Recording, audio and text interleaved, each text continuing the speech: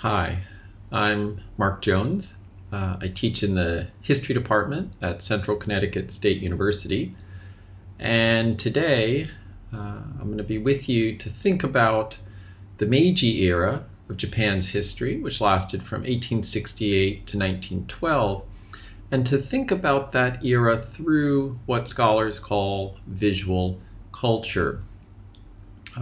Visual culture is a kind of catch-all term that embraces any kind of visual representation of the past. These visual representations are products of the past, and in Japan's Meiji era, they range from woodblock prints, which was a very traditional Japanese form of artistic expression that was swept up in the changes of the Meiji era.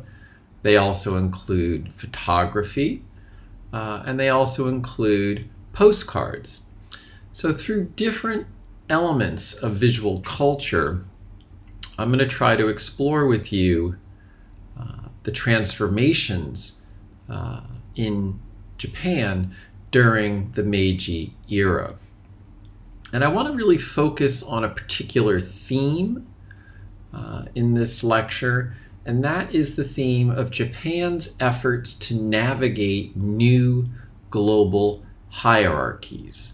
And I think what I mean by that term or that phrase will become clear as I move through the lecture. So really, this lecture is chronologically going to be covering the Meiji era, but methodologically, it's going to be trying to use visual images, different types of visual images as windows into the past. And I think one of the things that you want to really emphasize to your students when you use visual images in the classroom is that these visual images are not simply reflections of the past. They are attempts to give meaning to the past. It's really no different when you're reading a written text or looking at a visual image. Both of them are windows into the past, and both of them need to be actively interrogated by you and your students to understand the transformations that comprise Japan's Meiji era.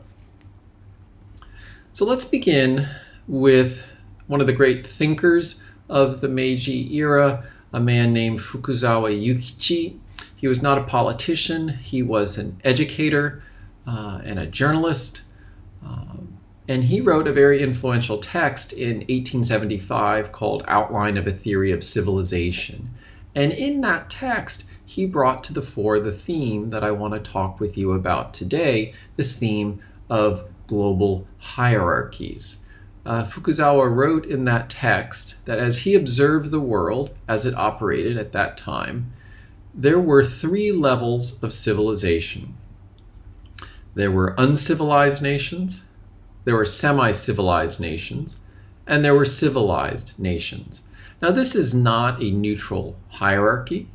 This is a hierarchy that was established first by Western thinkers and leaders as a product of the Enlightenment in the late 1700s. But this was a vision of the world that Fukuzawa, as a kind of Enlightenment thinker, adopted and explained to readers of Outline of a Theory of Civilization. And Fukuzawa placed Japan in the semi-civilized category. And the goal, he argued, for Japan in the Meiji era was to find ways to move from the semi-civilized category to the civilized category.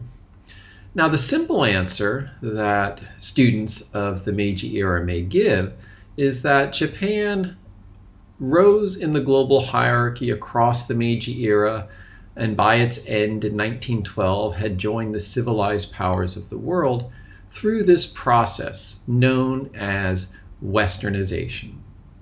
That Japan simply westernized itself, became a Western-style country, and in doing so garnered the respect of Western nations as a civilized nation.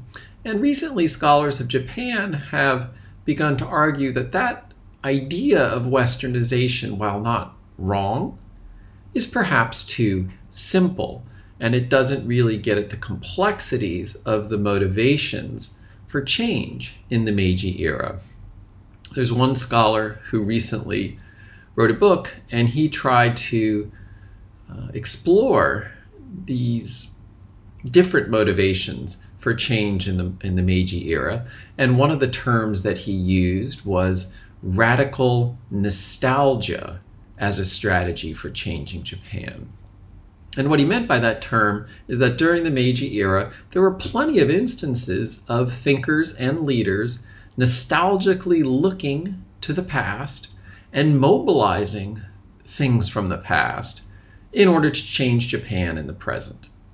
And this is trying to counter the idea that in Westernization, Japan simply just threw away its past, that it abandoned the past and moved forward into a Westernized future. And this scholar rejects that through the term radical nostalgia. And another term that he put forward is this term of cosmopolitan chauvinism. That is to say, Japan looked to the outside world, so in a way was very cosmopolitan during the Meiji era. But they did it for chauvinistic reasons. They did it in order to strengthen Japan and in order to allow a strengthened Japan to resist Western powers.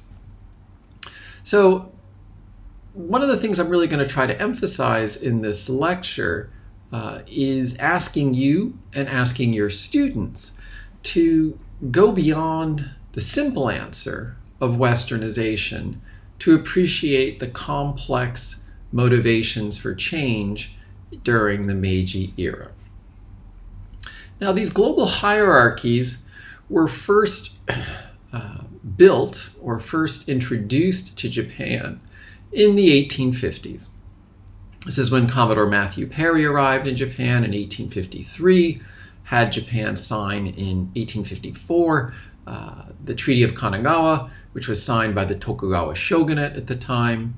4 years later, Townsend Harris, an American diplomat, negotiated a new treaty, the Treaty of Amity and Commerce of 1858. And what this basically did was opened up Japanese ports to Western trade and a Western presence. And here you can see some of the major ports that were opened up. They included Nagasaki here in the south, Kobe, Shimoda, and later Yokohama, Niigata, and Hakodate. Those were the first 5 ports that were opened, and those ports began to alter the relationship between Japan and the outside world. And it's within those ports that new global hierarchies began to be constructed. And one of the things that began to happen in the treaty ports is that Western powers began to try to infiltrate and penetrate Japan, both in terms of trade, but also in terms of religion, and also in terms of tourism. And initially the Japanese response was the following, and you can see it in this woodblock print. Japan tried to keep the worlds apart, to keep the West at bay. And they separated in the treaty ports the territory into a Japanese district, you can see here, a foreign settlement here, and then there was a pleasure quarter for Westerners to indulge themselves. And this was very much a strategy that Japan had employed since the 1600s in places like Nagasaki, which was the one port where foreigners were allowed to reside and trade during that time period. And in Nagasaki, this kind of division really exemplified the Japanese approach to foreign policy, to try to control the foreigners, to keep them contained, and hence to be able to carry out foreign policy on their terms. Now, when these new treaty ports, and this is what they're called because they were ports opened up due to these treaties I just mentioned, when these new treaties opened up, things began to radically change. Western powers began to use these treaty ports as footholds to begin to assert their power in and over Japan. So for instance, one of the things that happened, and you can see it captured here in this woodblock print, in treaty ports, is Westerners would begin to ride horses through the treaty ports. Now you need to understand that in Japan at this time, the only people who were allowed to ride horses publicly were samurai. So the fact that Westerners would open these treaty ports and then brazenly ride their horses through them was really an attempt to ignore Japanese rules and laws and regulations, and to suggest that it's the more powerful countries, the more powerful Western nations that are now going to set the rules. So Japan began to get an inkling of these new hierarchies in the treaty ports themselves, and the assertiveness and the aggressiveness of Western powers. But at the same time, Japanese did begin, and you can see this in the woodblock prints, they began to open to the world as well. Many scholars argue that these treaty ports became a world of economic prosperity within the ports themselves, both for Westerners but also certain Japanese. There was an openness to integration into this new global system as well. And there was also curiosity about the West. Here again in this woodblock print, what you see is a Japanese artist imagining what the West looked like. So this is a representation of what this Japanese artist imagined America looked like. He had never been to America. He'd heard stories, and it's from those stories that he then created this piece of art. And it's a very rich and imaginative rendering of the United States at that time. But it also shows that these treaty ports were worlds of curiosity, that these were places where Japanese began to become curious about the world.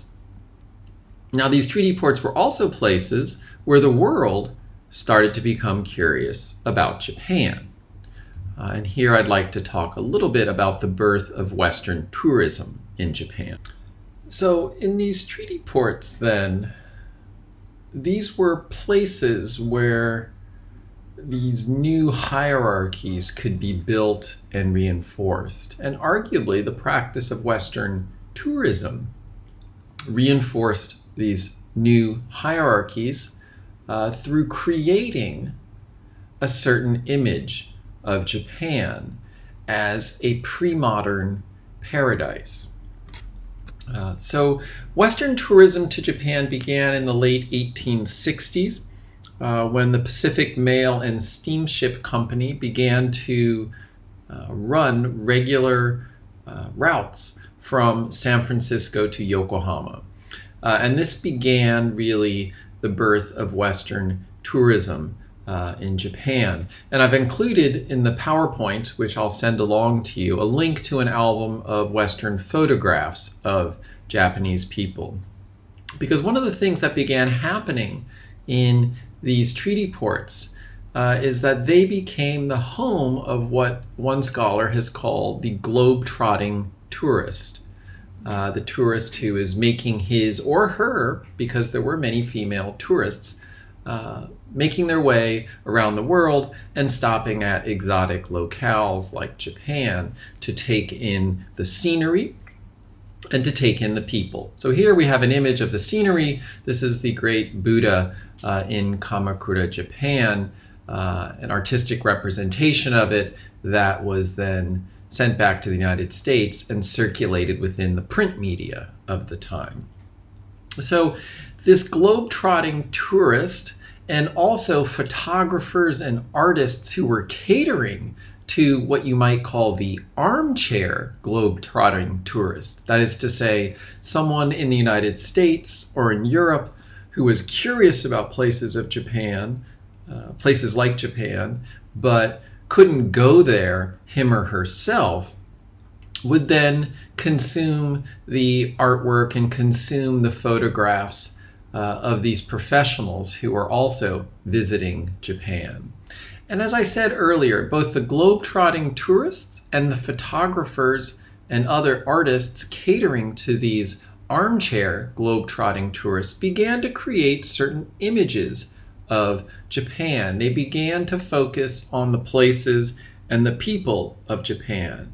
And scholars have argued that their overall goal was to present an image of Japan as exotic, quaint, and scenic, but certainly not modern.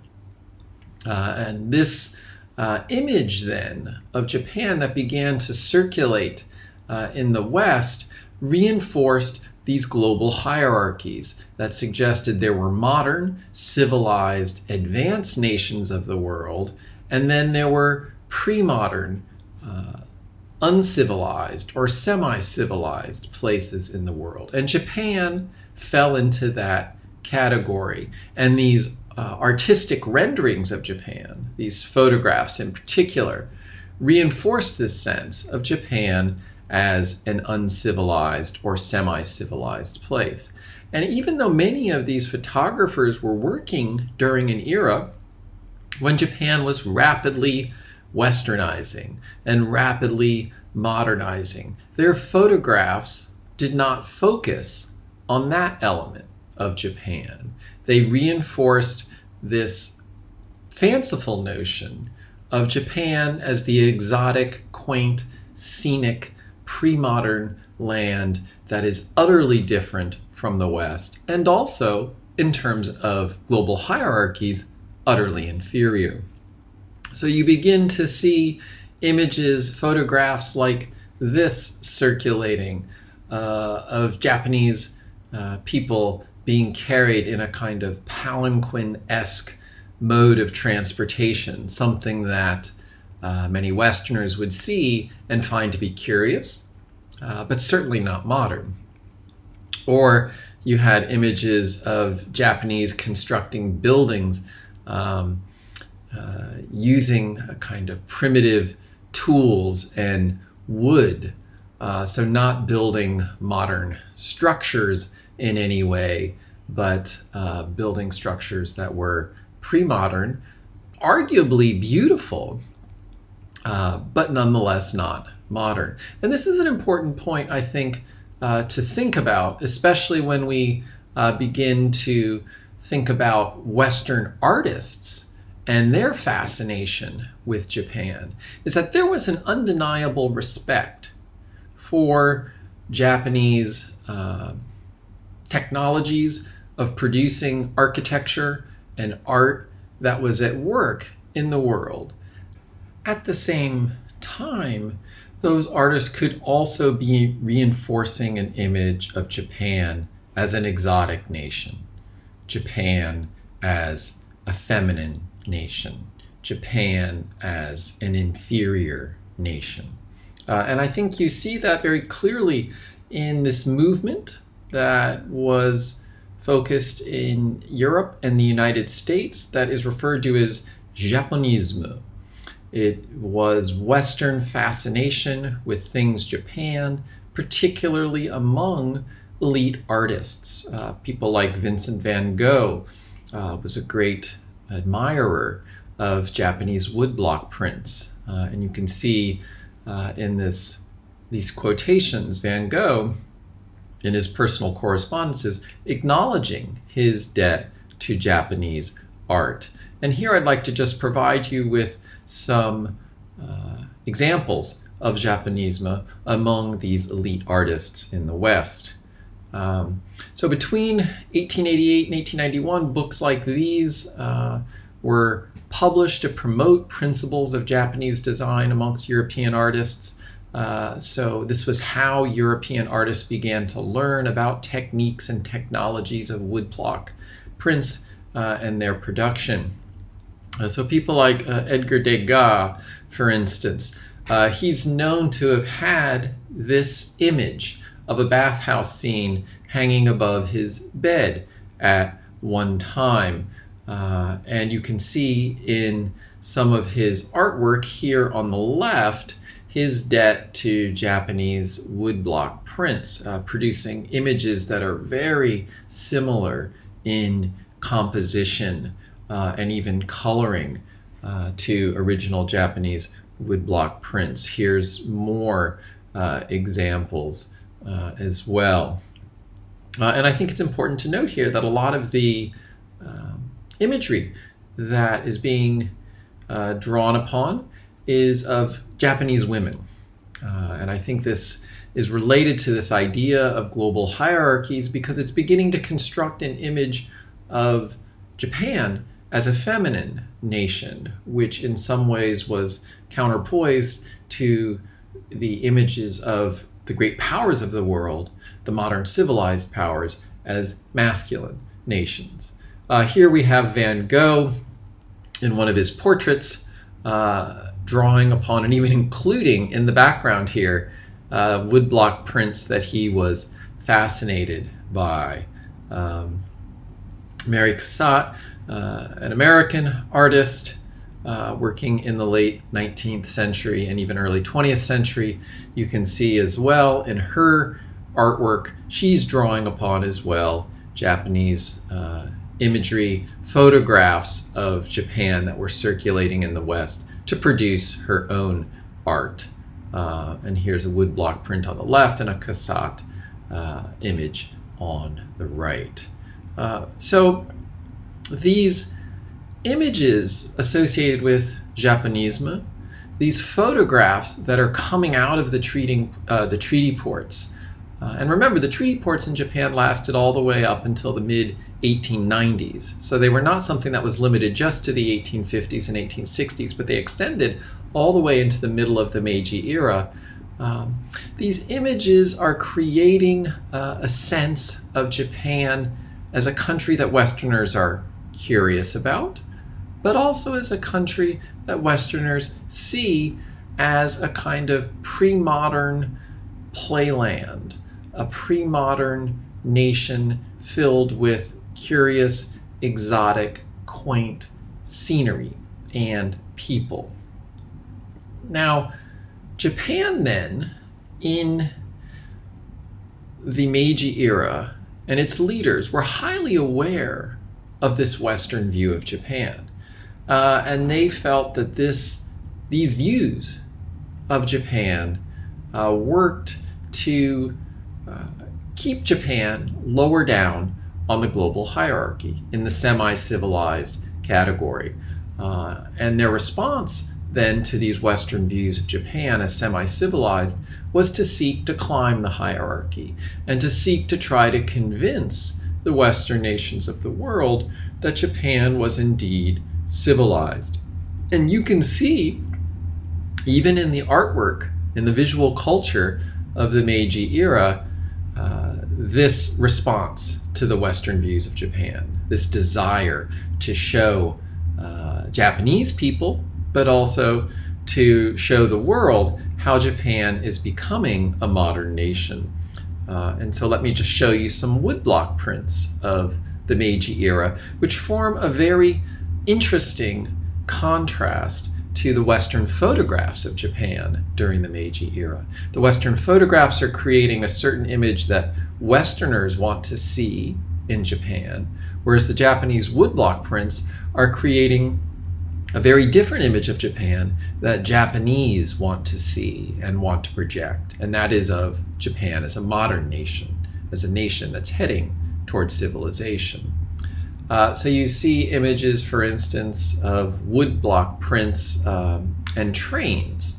This is one of the first trains that was created in Japan, and remember, Japan was the first non-Western nation to create a nationwide railway network on its own during the Meiji era. So the woodblock prints are showing Japan's commitment to cutting-edge modern technology. Here we have a factory image, and this is a silk factory. And so one of the things that this woodblock print is making clear is that silk was one of the major exports of the Meiji era that was winning Japan a lot of global currency. But also this woodblock print makes clear that Japanese women were the workers in these silk factories. And so some historians have argued that Japanese women were the backbone of the first industrial revolution in Japan. We have images of Western style architecture. This is a post office in Tokyo. We have images of modern military fighting battles, and we have images of Japan being the first non-Western nation to promulgate a Western style constitution. So all of these woodblock print images are providing a very different narrative of Japan's Meiji era than the photographs that I showed you earlier. This is Japan through its artwork, through its visual culture, making clear its commitment to climb global hierarchies and to resist the Western assignment of Japan to semi-civilized status. And we can begin to see how Japan uses not just woodblock prints, but also photography to begin to suggest the transformations that they're undergoing and the direction that they're heading toward civilized status. So here we have a photograph of the Meiji Emperor from 1872, and he is dressed in the traditional garb of the Kyoto aristocracy. But 1 year later, this image of the Meiji Emperor has been replaced by this image, this photograph of the Meiji Emperor, who is in a Western-style military garb. He's sitting on a Western-style chair. He has a Western-style haircut. He has Western-style facial hair. Every time I look at this image, I always think that he doesn't look entirely comfortable. He looks pouty. He looks not entirely at ease in these new clothes. But that image of the Meiji Emperor is going to change 15 years later, almost 2 decades into Japan's rapid modernization, in this image of the Meiji Emperor in 1888. It's very similar to this image, except his posture is very different. Where he's sitting on the chair is very different. His facial hair is more developed. He exudes confidence that Japan has become, 2 decades after Japan's modern revolution in 1868, known as the Meiji Restoration, that he has become a manifestation of Japan's civilized status. So one way to use this type of visual culture is to give your students a sense of how Japanese leaders felt their transformation was going and where it was heading and what they were trying to achieve. At this time, though, that Japan was undergoing its rapid modernization, Japan was also getting out into the world and trying to convince the world that it was on the path toward civilization and being a modern country. And one of the main places they did this are World's Fairs, these grand gatherings in the late 19th century of the nations of the world, where these nations put on display an image of themselves that they wanted the world to consume. And the image that Japan was putting out was of itself as a modern and also as a Japanese power. They're trying to combat the image of Japan that was circulating in the photographs that I showed you earlier, of Japan as a pre-modern country stuck in the quaint, exotic, scenic past. And so every time there was a major exhibition, a major World's Fair, Japan and the Japanese government and Japanese leaders committed to trying to remake the world's image of Japan. And the three major exhibitions I want to focus on here were in Philadelphia in 1876, Chicago in 1893, and St. Louis in 1904. In 1876, which was only 8 years after Japan's political revolution, the display that the Japanese put up at the exhibit focused on Japanese architecture and aesthetic traditions, really trying to put on display what they considered the best of Japan's pre-modern past, its ability to create architecture and art that drew the attention and the respect of the Western powers. So they put on display a tea house created without nails and frameworks that rested on posts. And as they were doing this, as they were really promoting their image as almost an aesthetic superpower, and putting together these tea houses and other exhibits, the Western peoples who attended these exhibits time and time again characterized the Japanese as patient, polite, and this is a quote from sources, little people. That Japan was a picturesque and exotic country, and that is where its value lay.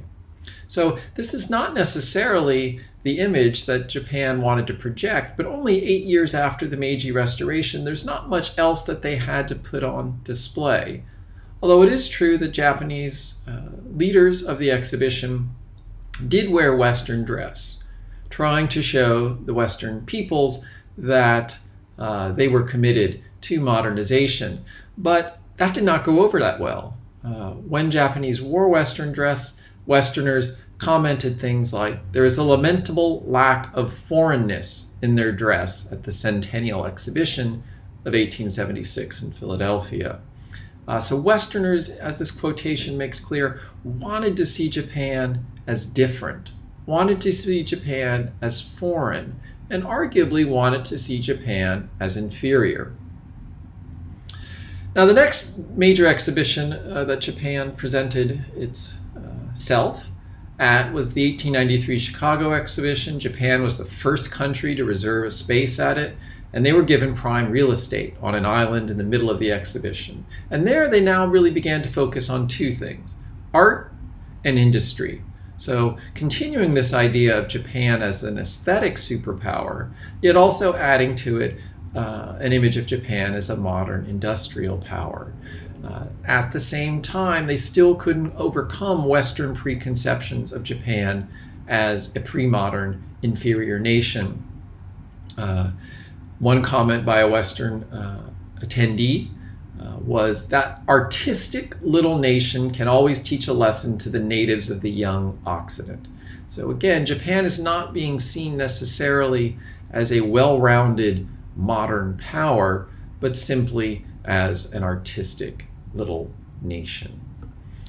Now this is going to change by 1904 in the St. Louis exhibition, where Japan's modernization was arguably fully complete by this time, and Japan was emerging as an alternative culture rather than as a supplementary culture, an alternative form of the modern. And so they put on display not just artwork, not just aesthetic traditions, but industry, schooling, military power, and that caught the attention of Westerners. And it made Westerners say things like, Japan deserves full fellowship in the family of nations. And another Western attendee said, I set store by Japan, and I'm glad to hear how fast they're pressing forward in every path civilization has opened. They could give Uncle Sam a good many lessons if he was willing to take them. So there is this sense then that Japan is really moving forward on the path towards civilization, and that Western nations are starting to begin to see Japan as a civilized power. Yet that sort of treatment of Japan as a civilized power was not always consistent, and it wasn't necessarily penetrated deep into the Western imagination. And you see that when you begin to look at another form of visual culture, that is postcards of the early 20th century and postcards that depict Japan's engagement with war against Russia. So let's turn our attention now to that element of visual culture in the Meiji era. So as a final way to explore Japan's Meiji era through visual culture, I want to consider the Russo-Japanese War, a war between Japan and Russia that broke out in 1904 and ended in 1905. This is a war that Japan won, albeit not entirely decisively or convincingly, yet nonetheless they were declared the victor. And throughout this war, both sides, Japan, but also Russia and other Western nations who were watching this war very closely, produced postcards. Postcards as ways to capture the war, but also as ways to represent Japan. And these postcards have a lot to do with the theme of what I've been talking about, and that is Japan's efforts to climb global hierarchies and to join the civilized modern powers of the world. So when we look at Japanese postcard representations of the war, we see that Japan views itself and presents itself as a modern civilized power. Here we have an image of the famous Togo Heihachiro, an admiral in the Japanese Navy who was involved in two pivotal battles in 1904 at Port Arthur and in 1905 at the Battle of Tsushima. And here Togo is represented as the modern admiral.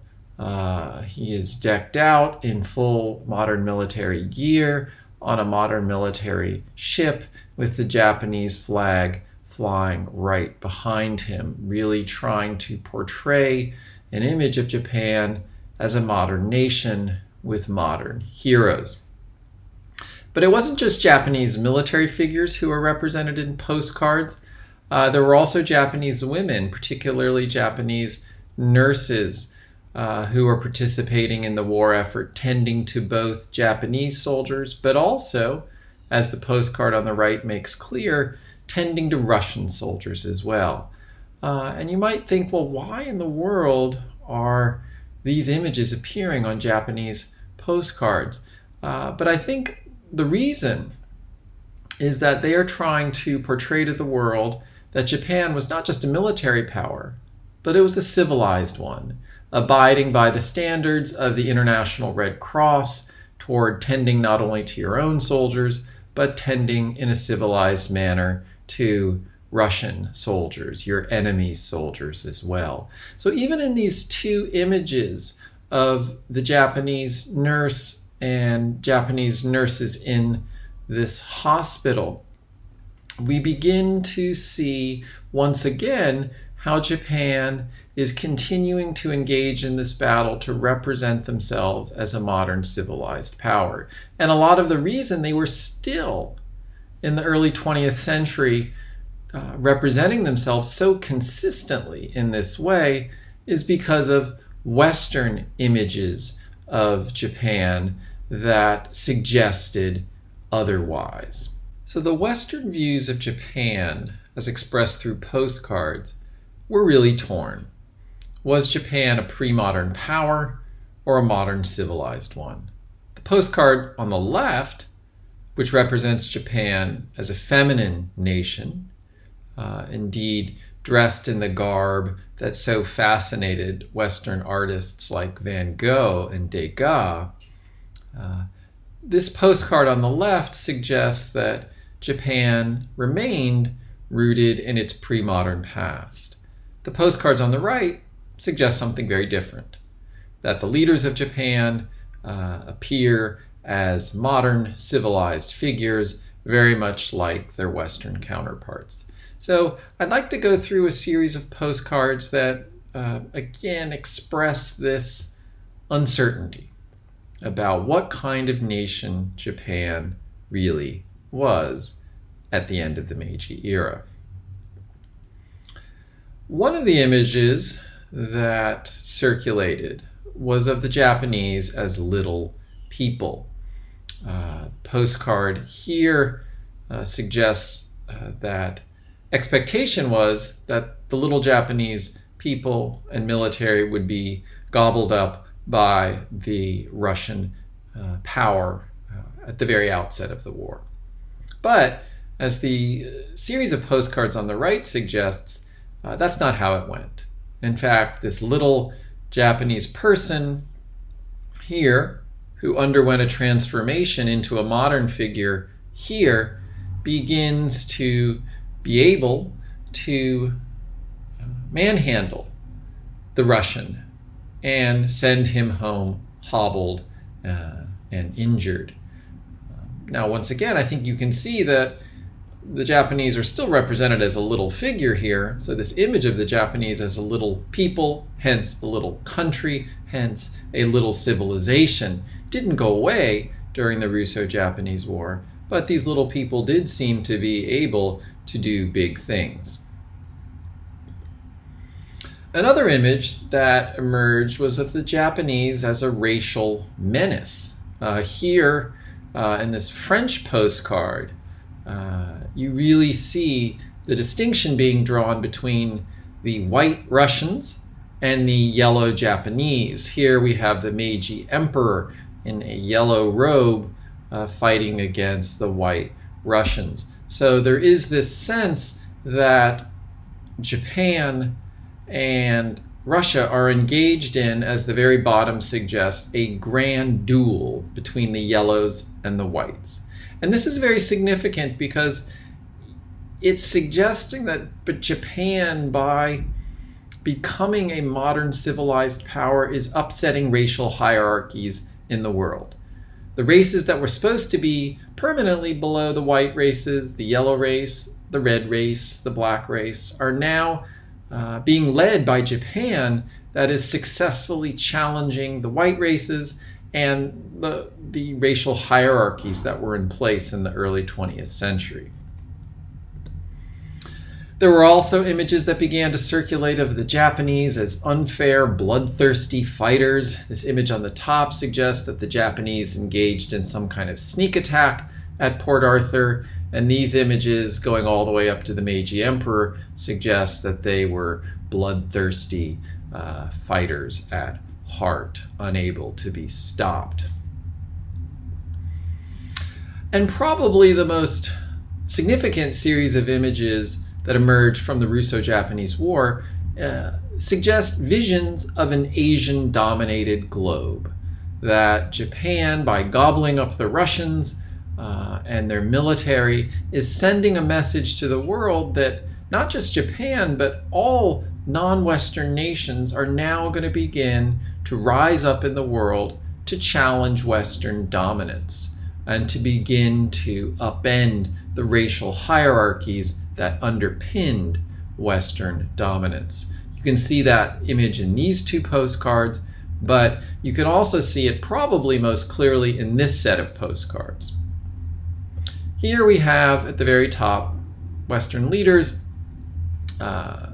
carrying on, very much oblivious to the yellow tiger, the Asian tiger with a colored yellow, which coded it as a representative of the yellow race, appearing in the background.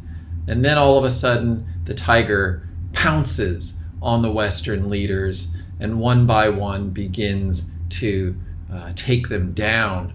And then finally, at the very end, the image suggests that Japan is perched and poised to not only just for itself, but for all non-Western, non-white nations, lead these people to a new world that upends and overturns the hierarchies that had been in place in the world in the 19th century. That was the significance, this series of postcards suggests, of the Russo-Japanese War, the first modern war of the 20th century. So all of these images that I've shown you throughout this lecture have been circling around this theme of the creation of global hierarchies, the challenge of global hierarchies, and the overturning of global hierarchies.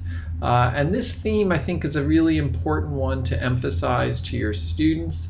And I think it's one that becomes clear when you explore critically with them the visual culture that is trying to represent the meaning or meanings of Japan's modern transformation in the Meiji era.